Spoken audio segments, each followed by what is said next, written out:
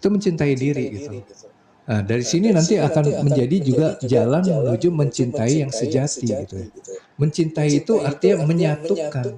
Kita melayani fisik kita dengan tadi makan, olahraga, atau kemudian kita istirahat yang cukup kadarnya. Nah, itu akan gambarnya seperti kita menyatu gitu. Menyatu itu nanti ada sifat Rahman Rahim gitu loh. Ya. Kalau kita kemudian Din. Apa? Halo. Halo. Gunting ah. Buka. London anak naik din nih. Naik kah? 4.000-an.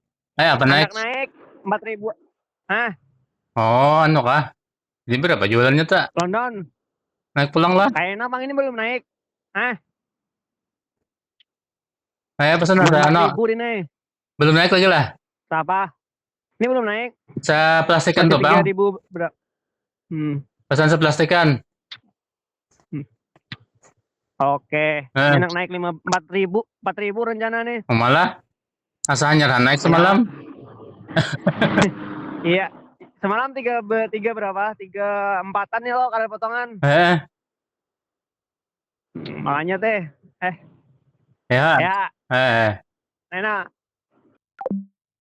Enggak kayak bisa jadi magnet. Saya nggak bisa berkecukupan. Selama kita tidak bisa melihat hidup yang saat ini sekarang sebagai kesempurnaan, maka kita tidak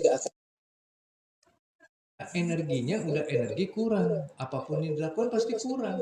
Walaupun kita dapat nominal yang bertambah, tapi rasanya tetap kurang. Gitu. Anakku hidup bareng sama pasangannya. Ya, kitanya yang memproses diri ya. Jadi saya tidak membiasakan mengarahkan teman-teman untuk melakukan suatu tindakan tertentu ya. Walaupun secara aturan norma juga itu ada tindakan yang perlu dilakukan. Tapi cobalah kita menggunakan prosedurnya secara tepat dulu. Kita kembali kepada Tuhan dulu, lalu biarkan nanti Tuhan yang mengarahkan entah langsung kepada anak kita atau nanti melalui diri kita. Kita akan tahu nanti. Oke, kita lanjut lagi teman-teman. Kak, gimana caranya kasih pemahaman ke anakku? Dia hidup bareng tanpa status. Begini Kak, ya. Kembali saya tekankan nih, ini buat semua orang tua. Anak itu adalah cermin bagi diri orang tua.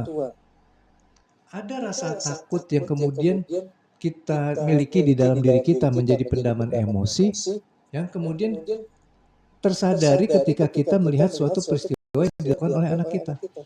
Jadi kita coba rilis itu dulu gitu loh. Dirubah dulu kualitas frekuensi dari emosinya.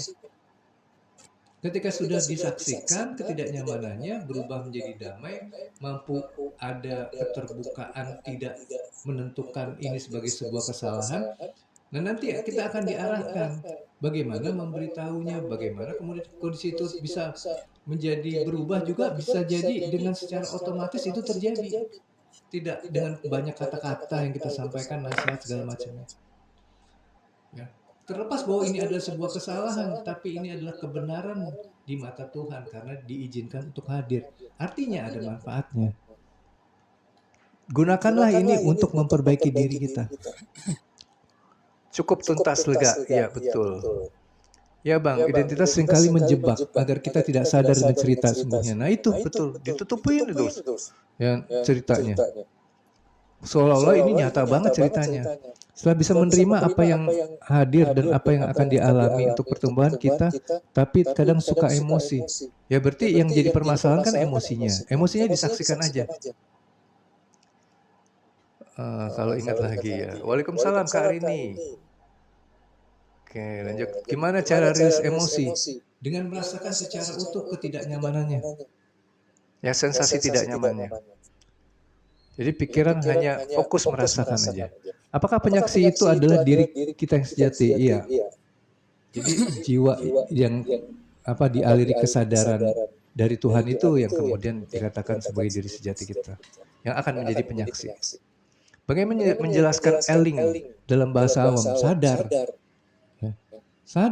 Sadar itu bukan ketika kita ngobrol panjang lebar, saya bisa ngomong itu saya sadar, belum tentu.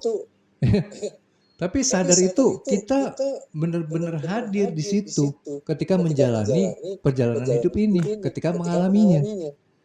Jadi ada orang yang pergi dari rumah ke kantor karena cuman melek, aktif otak bawah sadarnya, dia bisa sampai ke kantor, tapi nggak pernah sadar sebenarnya apa yang sedang dihadapi di perjalanan.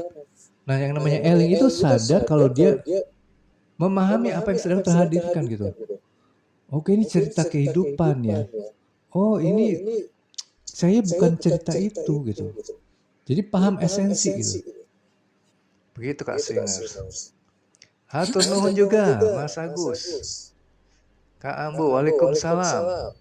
Bagaimana cara melupakan masa lalu yang menyakitkan? Pertama-tama saya perlu ingatkan, memori itu energi, jadi sifatnya kekal. Jadi jangan berharap untuk melupakan sesuatu yang sudah terjadi dan termemori di dalam otak kita. Sebenarnya memori itu nggak ada yang masalah. Yang masalah kan kalau emosinya muncul dari apa yang teringat itu kan. Gak masalah. Memori, saya dulu pernah disakiti. Atau saya dimanipulasi oleh pasangan saya gitu. Yang membuat kayak gregetan itu kan emosinya. Jadi yang diselesaikan emosinya, yang dirubah emosinya. Bukan cerita yang dirubah. Cerita kalau nggak ada emosinya juga. Misalkan ya coba aja. Ceritakan ceritanya ke saya gitu loh.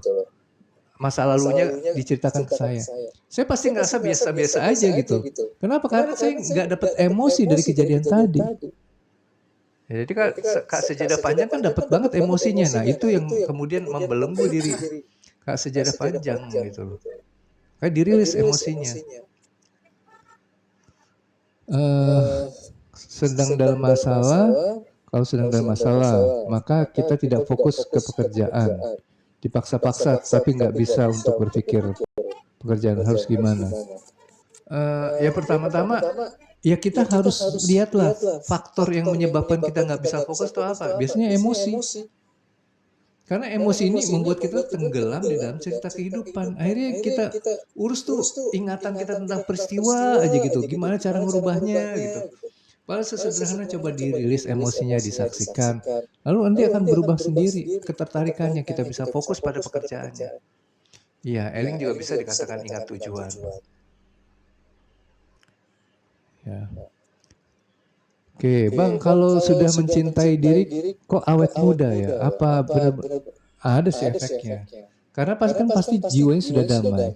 Ketika jiwanya damai, maka energi ini akan digunakan oleh semua bagian dari tubuh, yaitu sel-sel untuk meregenerasi, memperbaiki diri. Maka nggak jadi ditarik oleh pikiran untuk membuat narasi, untuk mengkondisikan. Yang membuat akhirnya sel-sel ini kekurangan energi untuk bisa meregenerasi gitu. Kang, bener nggak kalau dulu orang tuanya pernah disakiti maka ke anak bisa jadi seperti itu. Yang disebut sebagai karma gitu. Tapi bukan istilahnya karena kesalahan orang tua, bukan. Karena nanti ada partisipasi anak juga yang terdorong dari epigenetika yang dibawa oleh orang tuanya, yang terbiasa mungkin tidak setia atau gimana, nanti anaknya juga nggak akan setia. Itu kenapa ya? Karena ya balik lagi, epigenetika ini tidak disadari keberadaannya, anaknya tidak berproses, sehingga terulang lagi yang namanya looping kejadiannya. Cara memelihara eling lan waspodo, belajar sadar sih. Dan terus kemudian mempraktekkan diri untuk selalu bisa menjadi penyaksi. Ya. Bagaimana cara melatih agar selalu dalam keadaan sadar? Pertama-tama kita belajar sadar yang sebentar-sebentar dulu aja. Caranya gimana? Coba ketika bergerak disaksikan. Maksudnya dilihat, diamati gitu. Oh, ini saya sedang bergerak. Jadi pikiran nggak lompat-lompat melihat masa depan atau membahas masa lalu gitu. Ketika udah terbiasa fokus di sini saat ini, ya berarti kan udah konsisten tuh kesadarannya hadir. ya. Nah, nanti akan semakin panjang durasinya bisa terjadi. Oke, terima kasih juga Kak Sajadah Panja. Cara menyelesaikannya gimana? Nah, tadi Abu tanya apa? Oh ini, Kang bener nggak kalau orang tua? Cara menyelesaikannya ya kita memperbaiki diri lah. Ya, dan kita mendoakan orang tua kita. Ya supaya epigenetika hulunya ini bersih. Saat hulunya ini kotor, kita membersihkan diri terus, tapi nanti ada kotoran lagi datang. Nah, kita harus mendoakan mereka. Ini proses pembersihan jiwa hulunya ya. Oke. Yes. It's me. Orang yang suka membahas masa lalu mengungkit-ungkit itu kenapa dirinya? Ya karena dikuasai oleh emosi. Dia akan terjebak di dalam identitasnya. Yang selalu menuntut untuk bisa mendapatkan apa-apa yang menurut identitasnya itu sesuai atau bisa dirasakan nyaman, aman, tenang, senang gitu kan. Begitu. Ya, begitulah teman-teman ya. Jadi memang ini yang perlu kita semua sadari, ternyata banyak sekali orang itu yang terjebak di dalam identitasnya. Sehingga kemudian apa yang kemudian dia lakukan selalu dalam kapasitas sebagai identitas. Maka nggak aneh kalau kemudian apa yang dicoba lakukan dalam bentuk teknik-teknik tertentu ya kaitannya untuk memperkuat keamanan, kenyamanan identitasnya ini gitu loh. Tapi karena berjubah kesadaran seolah-olah dia sudah merasa menjalankan ini secara sadar gitu loh. Karena pikiran begitu liar dan sangat cepat berubah. Gimana cara memfokuskan pada sadar? Pertama-tama kita berserah diri dulu deh. Coba ya, begini teman-teman ya. Kembali lagi yang menjadi pokok permasalahan atau root atau akar dari permasalahan di kehidupan ini adalah adanya identitas yang kemudian sudah juga dilengkapi oleh emosi, sehingga kemudian jiwa kita itu melekat pada identitas. Nah ini aja dulu di prosesnya dengan penyaksian, agar kemudian nanti kalau memang sudah mulai banyak yang terlepas, emosinya ini udah berubah, tidak lagi melekat pada jiwa, maka jiwa akan bisa menghadirkan diri dengan keautentikannya, termasuk yang selalu sadar tadi gitu loh, yang tidak mudah reaktif. Begitu. Epic abadi kok susah banget bacanya. Halo juga, salam kenal. Kak Elina, waalaikumsalam. Kak Ari mulai paham, disadari paham sejati. Oke, terima kasih. Alhamdulillah, Kak Elina. Nah itu teman-teman ya. Mantap nih, keren. Hari ini banyak pertanyaan, banyak aliran yang mungkin sudah pernah dibahas, tapi ternyata banyak yang nggak ngerti. Mudah-mudahan hari ini menjadi sesuatu yang melengkapi. Tapi apapun juga, ya sudah aja. Ketika itu sudah hadir, artinya itu adalah hidangan yang paling tepat buat diri kita, buat jiwa kita. Maka nikmatilah hidangan tadi sebagaimana adanya. Bukan kita sibuk mencari hidangan yang berbeda, sibuk menjadi money magnet, sibuk manifestasi, sibuk ini, sibuk itu. Kita lupa yang sekarang sudah sangat sempurna adanya. Syukuri dulu itu, maka nanti bagaimana kita meningkatkan kualitas hidup ini ya tentunya diarahkan oleh Tuhan. Bukan dari awal kita sudah mengejar sesuatu di masa depan, dibayang-bayangi oleh ketakutan, kesedihan yang akhirnya kita seolah-olah aja menjadi orang yang berkesadaran lalu kemudian kita berusaha. Ya itulah, belum jadi aliran. Gimana caranya bagi orang-orang yang belum pernah kesadaran karena belum bertemu dengan Abang? Ya, susahnya gini ya Bang Yan ya. Mereka kan ada di dalam kondisi dikuasai oleh identitasnya tadi. Dia nggak memahami bahwa perspektif hidup itu seperti yang kita bicarakan saat ini gitu loh. Sehingga kemudian cara menyikapinya juga tetap akan seperti itu. Ya, orang-orang seperti ini ya tentunya nanti juga pada perjalanannya akan mengalami suatu peristiwa-peristiwa yang membuat dia mencari sesuatu yang lebih esensi lagi. Bukan sesuatu yang hanya mengejar-ngejar gitu, mencari-cari. Padahal yang Esensi itu tidak akan bisa didapatkan dengan cara mencari-cari gitu ya. Tapi hanya pencarilah. Jadi kita harus ada di keutuhan jiwa dulu tadi gitu loh. Waalaikumsalam Kak Aizan. Bang, benarkah ketenangan itu dari nafas? Ya, itu betul. Kenapa? Jadi melalui nafas mungkin ya, bukan dari nafas. Kalau dari seolah-olah sumbernya itu nafas, bukan.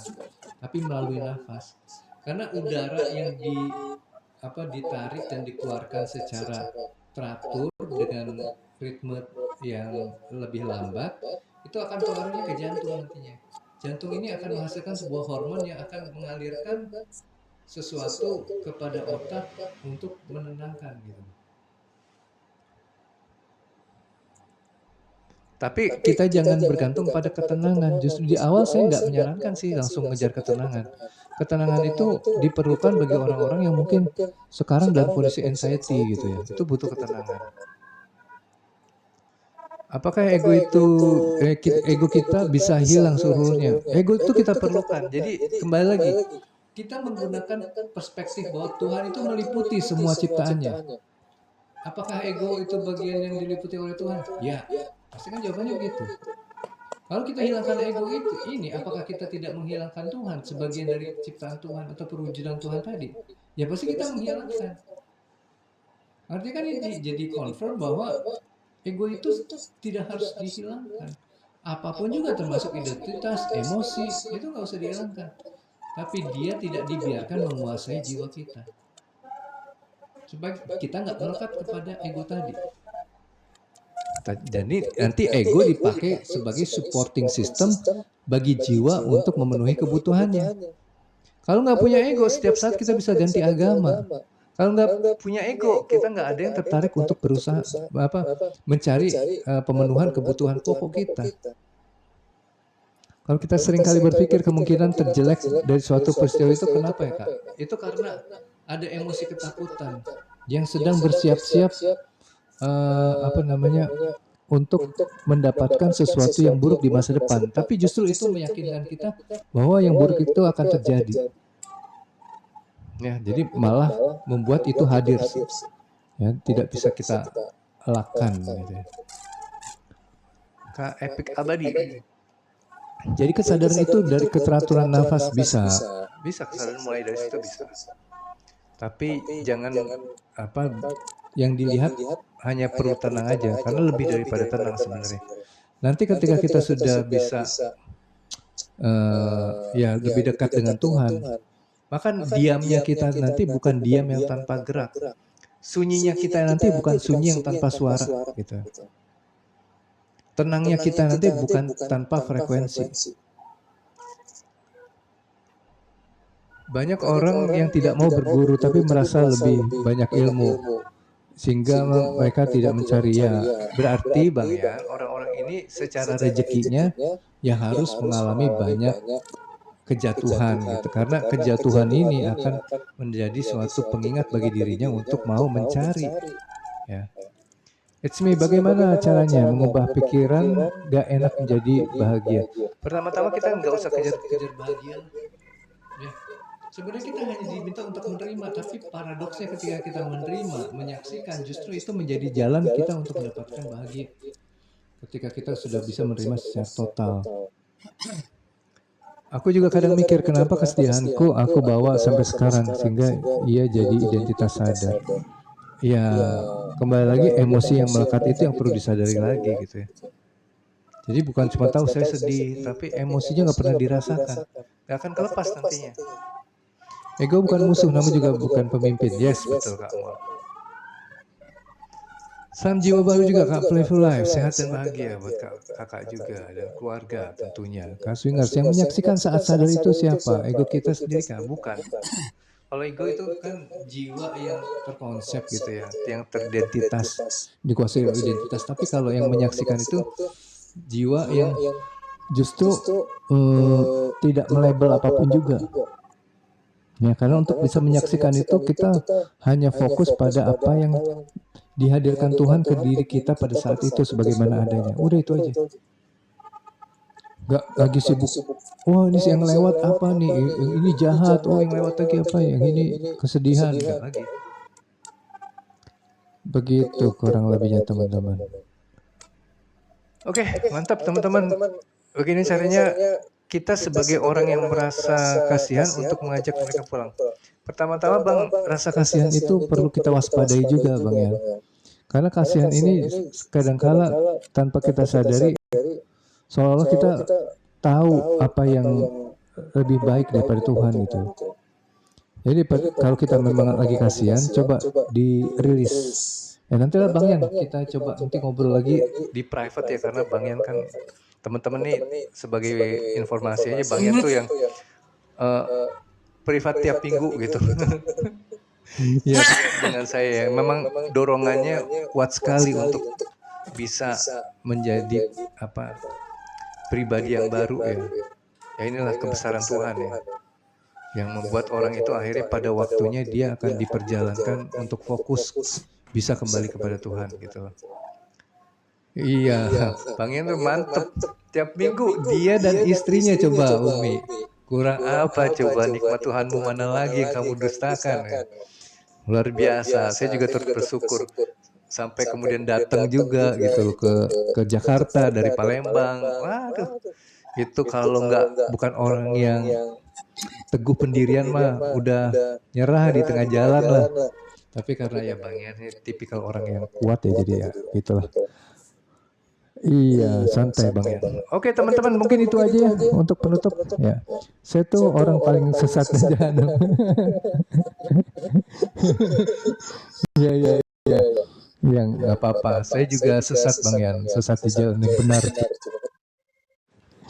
Oke, jangan-jangan yang menyaksikan itu pikiran, ya pada awalnya kita menggunakan pikiran dulu untuk menjadi pengamat, tapi nanti gini untuk Kak Swingers ya, ini namanya agak ambigu ya, Swingers. Jadi gini, kesadaran itu meliputi, ya, dia ada di yang levelnya permukaan seperti tadi ada fisik.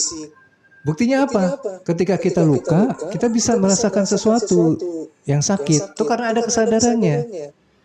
Lalu kemudian pikiran kita, pikiran juga ada kesadaran.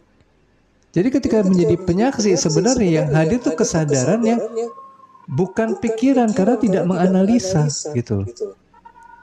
Tapi pada kenyataannya hidup manusia itu tidak pernah lepas dari namanya pikiran. Ya pikiran itu tetap ada, tapi yang menjadi pemimpin, yang menguasai adalah yang murni tadi, yang tidak sibuk melebel gitu loh. Kalau pikiran kan cenderung untuk mencari tahu ini apa, ini gimana. Tapi ini kesadaran yang murni aja. Begitu. Kalau ego juga bagian dari kesadaran juga, ekspresi dari kesadaran bisa munculnya ego.